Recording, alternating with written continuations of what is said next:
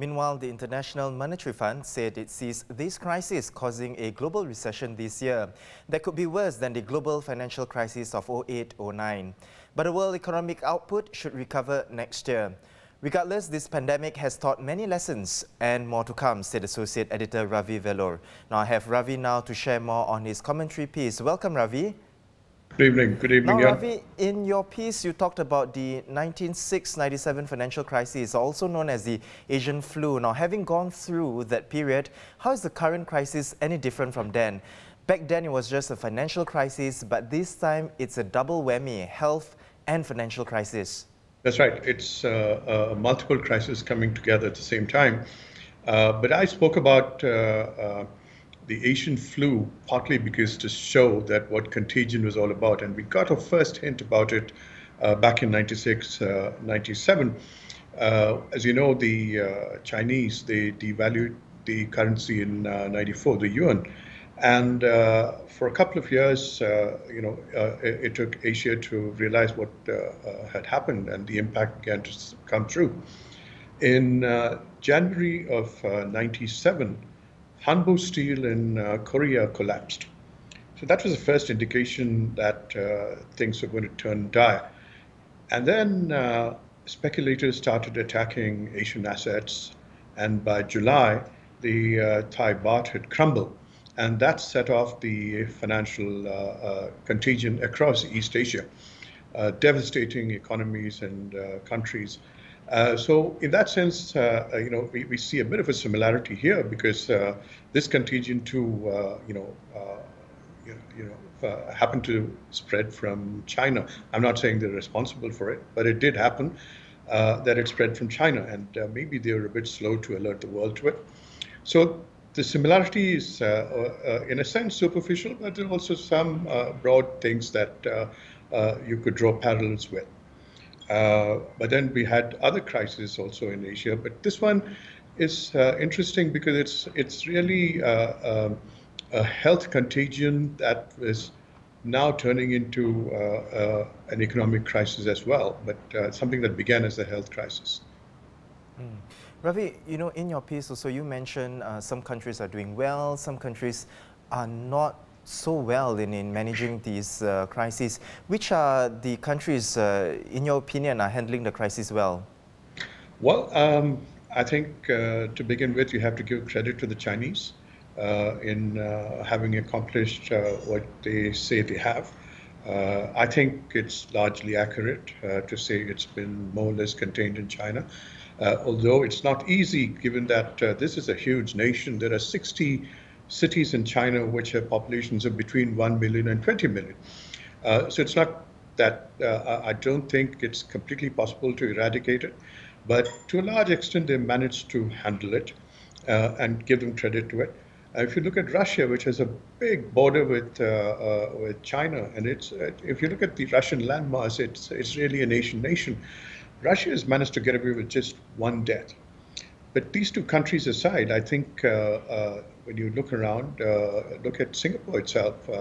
Early in the crisis, it was said, the numbers indicated that we had the second largest number of cases outside of China. But today we're not even in the top 30. And I think that's been a really credible achievement by the Singapore government and the Singapore people, who I think have responded very well to the challenge and responded to the government's initiatives and warnings. And I think together they pulled off quite a good job, despite the numbers currently. And Ravi, I have to ask in the same vein then, which countries are you concerned about in terms of managing the pandemic? Well, in our neighborhood, I would start with Indonesia. I'm really bothered, I'm really worried about Indonesia because the sheer size of that country, it's so sprawling, the public health facilities are not anywhere close to what they could be. So in this region it would be Indonesia, but slightly away from us within the Indian subcontinent, I'd be most worried about Pakistan to begin with, and then India. Now, Ravi, how do you think countries can bounce back from this current crisis? Let's take a look at the financial crisis in 96, 97. Do you expect the recovery course to be similar to that of the financial crisis? Well, I think the crisis of 96, 97 was very severe, but it was also a U curve. The dip was very, very alarming. And I myself, I learned new phrases like dead cat bounce and all that. Now, what's a dead cat bounce? It's when the stock market falls one day severely and then seems to pick up the next day, but the following day it falls again. And every time a new low is reached. So, I mean, I learned new phrases like dead cat bounce that time. And this time we're also seeing something similar in the markets, the way they're not responding. In fact, 3 times the US Fed have come in with strong stimulus measures, but the markets have not responded well. They, in fact, fallen. So we are in a new situation where we're not exactly clear, we're not certain where this could all go. So it's too early to say when the curve will flatten, when the recovery will come. But I'm fairly confident that whenever the recovery comes, and that will happen when either a new drug is discovered and is manufactured in sufficient quantities to be used in the affected places, and people begin to have something of a normal life. At that point, the recovery will come and it will be very strong. Ravi, just to round out our discussion today, I just want to pick up on the point where you mentioned it is a new world that we are going to venture in. Now, what do you envision the world would be post this COVID-19 in terms of economics, social, and even political even? Well, you're right, Jan. I think we're going to be, what we are going to be next year is going to be quite a lot different from what we were last year. I think if you look at the US-China equation, for instance, I don't see it getting any better. In fact, it could get worse. And possibly, I think you might see an increase in Chinese influence. This happened in 97. Although the Chinese devaluation of 94 in some senses caused the Asian financial crisis of 96, 97, China won a lot of credit for not devaluing when every other currency was devaluing in Asia. They held the line on the yuan and thereby helped a lot of East Asian countries recover and bounce back. Similarly, even this time, I'm seeing China get a lot of credit. I think that will translate to a lot of goodwill for China. In Europe, for instance, the Germans were seen as the leaders of Europe, but they've been missing in action this time. When Italy needed help, Germany was nowhere. And I think people are going to draw lessons. On the politics, on geopolitics, you're going to see changes. Society, you're going to see changes.